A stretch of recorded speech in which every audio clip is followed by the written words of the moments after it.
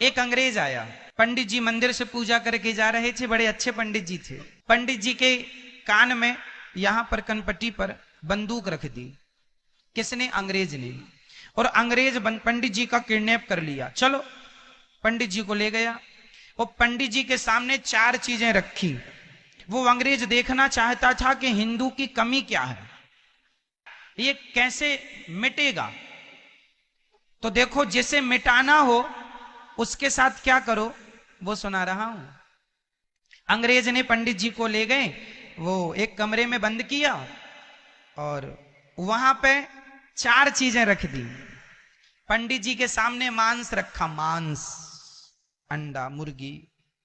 कहा पंडित जी खाओ वरना गोली मार दूंगा। पंडित जी बोले, अंग्रेज भैया हम ठहरे ब्राह्मण, तुम हमें देखो गोली मार दो मर जाएंगे, गोली मार दो मर जाएंगे, अच्छा है, पर कम से कम जीते जी धर्म तो ना बिगड़वाओ। ये मांस खाना हमारा कोई धर्म नहीं है, हम नहीं खाएंगे, आप गोली मार सकते हैं, हम मरना पसंद करेंगे परंतु अपना धर्म का त्याग नहीं करेंगे। अंग्रेज ने मन में सोचा, पंडित पक्का है, ये मरने को तैयार है पर मांस खाने को तैयार नहीं है। फिर उसने दूसरा दाव चला। अंग्रेज ने पंडित जी के सामने ढेर सारा सोना रखा, सोना, गोल्ड, जैसा कि मैंने भी बताया 2 नंबर के सोने में कलयुग। तो अंग्रेज ने सोना रखा। पंडित जी से कहा, तुम भीख मांगते रहते हो, एक काम करो, ये सोना लो और जाओ। पंडित जी ने कहा, मैं ईमानदारी करता हूं, मैं भीख इसलिए मांगता हूं कि मैं ईमानदार हूं, यदि बेईमान होता तो मैं कभी भीख नहीं मांगता। आज लोग कहते हैं ना कि ब्राह्मण भीख क्यों मांगता है, क्योंकि बेचारा ईमानदार है, बेईमानी करना होता तो करके भीख क्यों मांगता। आज भी ब्राह्मण भीख इसलिए मांगता है क्योंकि वो ईमानदारी से जीवन गुजारना चाहता है। कोई बात नहीं, हमें धन्ना सेठ नहीं बनना, मांग के नमक रोटी खा लेंगे पर बेईमानी नहीं करेंगे, क्योंकि मुंह वहां दिखाना है।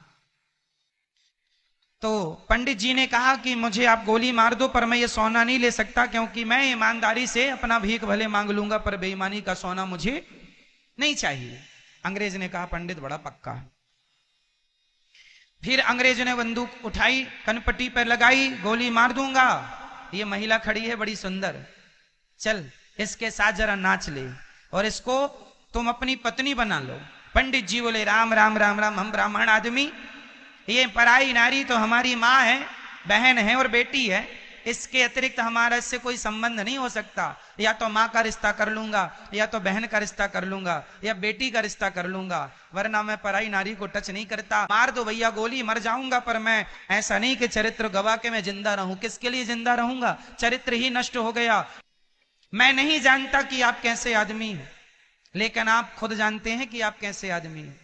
इसलिए जब अपने से नजरें कभी मिलाने का मौका मिले तो आप अपने से भी नजरें मिला सकें, आप अपने को भी उत्तर दे सकें, अपने कैरेक्टर को, अपने चरित्र को इतना श्रेष्ठ बनाना कि आप अपनी आंखों से भी अपनी आंखें मिला सकें। आपको अपने आप से झूठ ना बोलना पड़े। जमाने से तो आप बोल ही देंगे, अपने आप से कैसे बोलेंगे। चरित्र इतना उज्जवल हो आपका कि आप अपने आप को भी धोखा ना दें। पंडित जी बोले, गोली मार दो, मैं मर जाऊंगा, पर पराई नारी नहीं। अंग्रेज बोला, पंडित बड़ा पक्का है। अब आखिरी ऑप्शन बचा था, शराब। अंग्रेज ने कनपट्टी पे बंदूक रखी, बोले, अच्छा एक काम करो, शराब पी लो, हम तुम्हें छोड़ देंगे। पंडित जी ने कभी शराब नहीं पी थी, पर उन्होंने भी आपकी तरह सोच लिया। जैसे आप सोचते हैं ना, अरे शराब पानी ही तो है, लिक्विड ही तो है।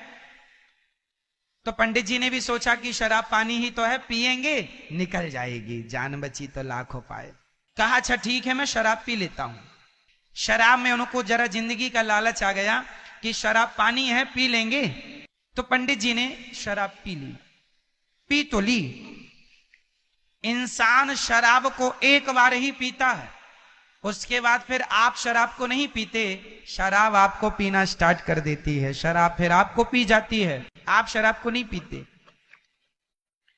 पंडित जी ने शराब पी ली और जब शराब का नशा चढ़ा तो उस नशे में पंडित जी ने वहां जो महिला खड़ी थी ना सुंदर, उसको छेड़ने लगे। अभी मना कर रहे थे, ये मेरी माँ है, बहन है, बेटी है, छेड़ने लगे। गलती पंडित जी की नहीं थी उनकी। जैसे महिलाओं को या पुरुषों को जब कोई ऑपरेशन करना हो तो डॉक्टर रीढ़ की हड्डी में इंजेक्शन लगाता है और शून्य कर देता है बॉडी को। शून्य का इंजेक्शन लगाता है ना, उस अंग को शून्य करके फिर वहां का ट्रीटमेंट करता है, ऑपरेशन इत्यादि, चीरा फाड़ी करेगा, हमें दर्द। जैसे शून्य का इंजेक्शन हमारी बॉडी को शून्य कर देता है, हमें सोचने समझने, पांव को हिलाने की क्षमता भी खत्म हो गई, उसी तरह शराब एक इंजेक्शन मान के चलो आप कि शराब एक इंजेक्शन है शून्य का, जो आपकी सोचने की समझने की क्षमता को शून्य कर देता है। शराब जाके कहां प्रभाव डालती है? आपके मस्तिष्क में। और जो आपके विवेक की जो शक्ति है, सोचने की, समझने की, निर्णय लेने की, उस शक्ति पर जाके ये शराब अटैक करती है। शराब कहां अटैक करती है? आपके सोचने और समझने की यहां क्षमता पर अटैक करती है, और सोचने समझने की सारे रास्ते बंद हो जाते हैं। फिर आप समझते नहीं कुछ। फिर उस पंडित जी ने उस महिला को छेड़ना शुरू किया। वहां पड़ा मांस पंडित जी ने खा लिया, और वहां सोना रखा था, उठाए और लेके आ गए। जो पाप करने से वो डर रहे थे, जो पाप करने से वो बच रहे थे, शराब ने वो सारे पाप उनसे करा लिए। मतलब ये है कि मांस खाने वाला तो मांस ही खाएगा, मांस खाने वाला केवल मांस खाएगा, चोर सिर्फ चोरी करेगा, और पराई स्त्री पे नजर रखने वाला केवल ये गलत काम ही करेगा। पर शराब पीने वाला सारे गलत काम करता है, सारा कुछ करता है। इसलिए सबसे घटिया शराब है।